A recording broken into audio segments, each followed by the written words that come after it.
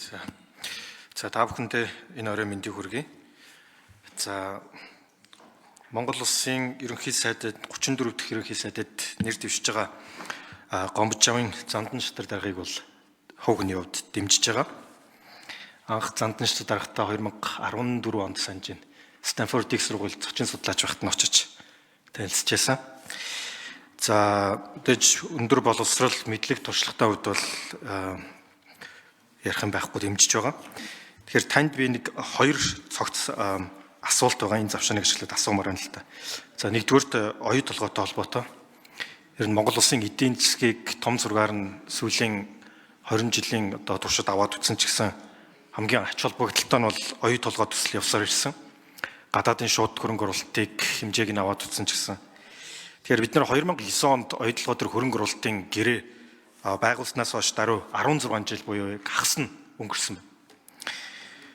За одоо яг оюу толгой дээр бас нэг нөхцөл үүсэж байгаа нь одоо оюу толгой бүлэг стратегийн ордын одоо нийт тэр хөдрийн нөөцийн нийт оюу толгойн бүлэг ордын нийт баялагын нөөцийн 32% нь орж байгаа энэ Онтре хувьцаат компанитай одоо Онтретой одоо шинэ хөрөнгө оруулалтын гэрээ яг оюу толгой орооно дээр хийсэн шиг одоо зайлшгүй хийх ийм цаг хугацааны асуудал эсвэл нэг үүлэн жилээний нар гэж харагдаад байгаа юм л та. Тэгэхээр оюу эрдэнэ засгийн газар тухайн үед бол оюу толгой дээр 2.3 тэрбум долларыг бас Монголын талд одоо төлөгдөх ёстой байсан өрийг тэгэлж өгүүлдээсэн. Тэгэхээр та энэ Онтро дээр бас шинэ хөрөнгө оруулалтын гэрээ хийх үү? За хоёрдугаарт оюу толгой дээр бас нэг одоо яг 25 онд бас нэг үүлэн жилээний нар одоо үүлний цагвар зохиож байгаа нь бол зээлийн хүнтэй холбоотой. Бид нэр оюу толгой төсөл дээр 20 орчим тэрбум долларын зээлийн хүн өнөөдөр нэг 11.1% байгаа юм. Энийг бид нэр сая нийслэлийн одоо саяхан гаргасан бондтой харьцуулах юм бол 335%-аар илүү хүү бид нэр нэгсэн доо хүүгийн хүү төлөө явж байгаа гэсэн үг л дээ. Тэгэхээр энэ хүүг дахин авч хилцэх хуулийн одоо эрх бид нэр хувь нийлэгчдийн гэрээр олгосон эрх нь энэ 25 оны 12 сарын 31 ингээд дуусах юм. Нэгсэн доо тэр үүлэн жилийн нар маань жаргана гэсэн үг. Тэгэхээр энэ 6 сарын хугацаанд бид нэр энэ зээлийн хүү дээр одоо ахиц гаргах шаардлагатай байгаа юм л да. Тэгэхээр энийг та анхаараасаа гэж бодож байна. За хоёрдугаарт ер нь яг Монгол улсад яг тулгамж байгаа гол асуудал бол буцаал байгалийн баялагын хуурилтын одоо нэгсэндээ бараг л тэмцлээ л дээ. Тэгэхээр ер нь бид нэр үндэсний баялагын сан байгуулж аж ард түмэн лөө олон нийт рүү урсах тэр шуудууг нь нээж өгнө. Тэгэхээр яг энэ үндэсний баялагын сангийн хуулийг батлахын тулд үндсэн хуульдаа тусгаж оруулж аж энэ цаашаага ер нь хийгдэх одоо зайлшгүй шаардлагатай. Тэгэхээр энэ яг тухайн үедээ та бас улсын хурлын дарга байж байхдаа энэ үндэсний баялагын За Зандан шатар дарга асуултанд хариулъя. Нэмэлт 1 минутын зориултанд тодруулж асуухад зориулагддгийг одоо гишүүдтэй бас цаг. Тэгэхгүй бол одоо минутанд дууссан ч гэсэн 1 минут нэмж авъя гэдэг байдлаар ажил бас сумжирж байгаа. За Зандан шатар дарга хариулт өгье. За Монгол Улсын засгийн газар оюу толгой янтай татврын маргаантай байсаар ирсэн. Би 2017 онд засгийн газрын эрхлэх газрын даргаар ажилд ороод энэ асуудлаар цэг тавьж татврын газар акт тавьчаад орхисон байсныг оюу толгойд энэ татврын актыг тавиулж анхны энэ маргааныг эхлүүлсэн татврын маргааныг эхлүүлсэн юм а.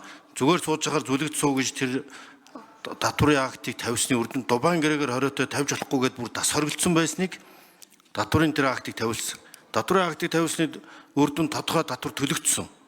Одоо бусад татвараар нь одоо хүртэл маргаантай явж байгаа.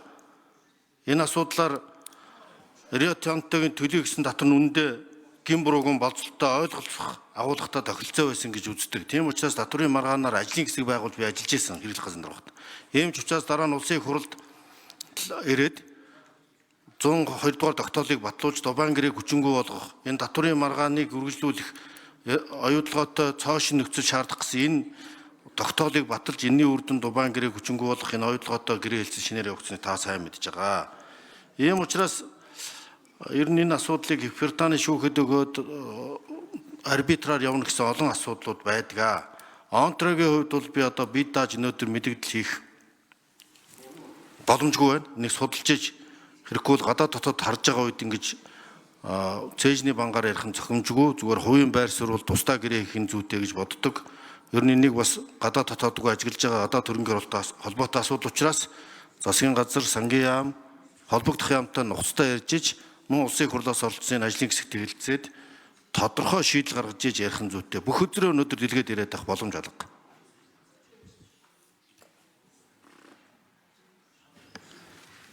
За Отгон шарын Батнайрамд гишүүн тодруулж сууя. За тэгэхээр оюу толгой дээр энэ онтрагийн асуудал дээр та засгийн газрын хүрээнд энийг бас яаралтай шийдээсэй гэж бас чин сэтгэлээсээ хүсэж байгаа.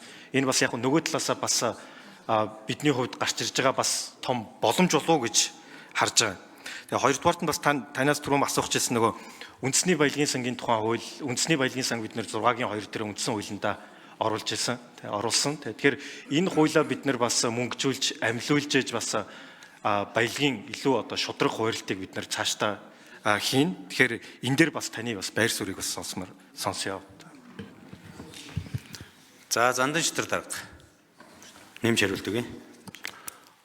За үндсэн хуулийн нэмэлт өөрчлөлтийг оруулж байгаад ард түмний зөвлөх санал асуулгаар ард түмний гаргаж ирсэн санал дээрээс үндэслээд үндсэн хуулийн 6-гийн 2 заасан одоо байгалийн баялагын үр өгөөжийг ард түмэнд дэгч шудраг хүртээмжтэй одоо ба ирээдүйн иргэн бүрдэх шудраг хүртээмжтэй байх үндэсний баялагын сангийн хуулийг батлана гэсэн агуулгатай залтыг Норвегийн үндсэн хуулиас ишлэлж аваад тэгээ бид нар оруулж ирсэн манай Батнайрамд тэр үед хэрэглэх газарт ажиллаж ирсэн энэ санаачлалыг үндсэн хуульд одоо анх оруулсан хүний хувьд энэ хэрэгжилтийн төлөө би ууггүй ажиллана. Энэ бол бидний хүсэл мөрөөдлөө ийм Норвегийн сан шиг ийм үндэсний баялагын сантай болчих явдал бол Монгол улсын эдийн засгийн тусгаарлалтанд аюулгүй байдлын тулгуур багнуулах учраас энэ бол одоо миний зөвхөн хүсэл мөрөөдөл төдийгүй энэ санаачлал ард түмнээс их сурвалжтай учраас зөвлөх санал асуулгаар энэ байгалийн баялагтаа яаж өргөөжтэй байхаа гэдгийг олон шинэ бодож энэ үндэсний баялагын сангийн агуулгыг үндсэн хууль суулгах зүйний хувьд